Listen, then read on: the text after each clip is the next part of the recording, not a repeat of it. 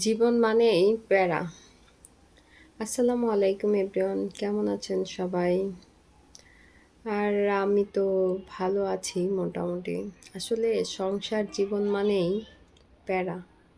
প্রতিদিন সকালে উঠে সেই একই কাজ, রান্নাঘরে যাও, রান্না করো, বাচ্চা সামলাও, তারপরে ঘর গুছানো, মানে কাজ আর কাজ, প্যারা, সত্যিই প্যারা। এজন্যই বললাম যে জীবন মানেই প্যারা। এই তো ঘুম থেকে উঠে এই রান্নাঘরে গিয়ে সেই রান্না করলাম।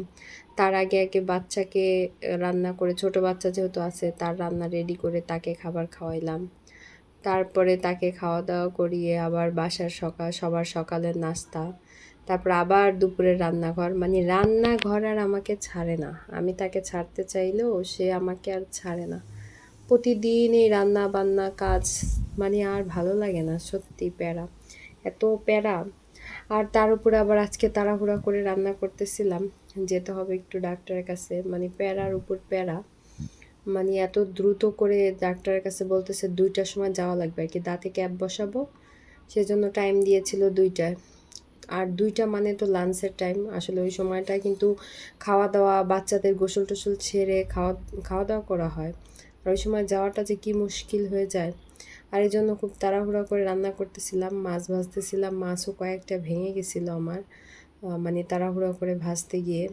আর তাড়াহুড়া করে এই যে বেগুনগুলো আমি একত্রে দিয়ে দিচ্ছিলাম, মানে একটা একটা করে, মানে পিচ উল্টায় পাল্টায় এক পিচ করে যেভাবে ভাজে ওইভাবে ভাজি নেই আর কি, প্রতিদিন আমি যেভাবে ভাজি একবারে সব দিয়ে আর কি, মানে নাড়াচাড়া করে যতটুকু হয় এভাবেই ভেজে নিয়েছিলাম। কারণ আমার টাইমের সাথে আমি পেরে উঠতেছিলাম না, আর এই কারণে আর কি তাড়াহুড়ো করে এইভাবে রান্না করছিলাম। আর এইভাবে তাড়াহুড়া করে রান্না করে আবার যেতে হবে। আর এই যে দেখেন পেঁয়াজ, আদা, রসুন, জিরা দেখতেই পাইলেন, আমি এগুলি কিন্তু সব বরফ শক্ত হয়ে আছে। আমি এগুলি হচ্ছে ডিপে রেখে দেই। ওই যে আমার একটা ভিডিও আছে, হয়তো যারা দেখছেন তারা তো জানেন, যারা না দেখছেন দেখবেন। আমি মশলাগুলি এইভাবে রেখে দেই, কখনো একত্রে সব বের করি না, এক পিচ এক পিচ করে যার যখন যতটুকু লাগবে ততটুকু বের করি।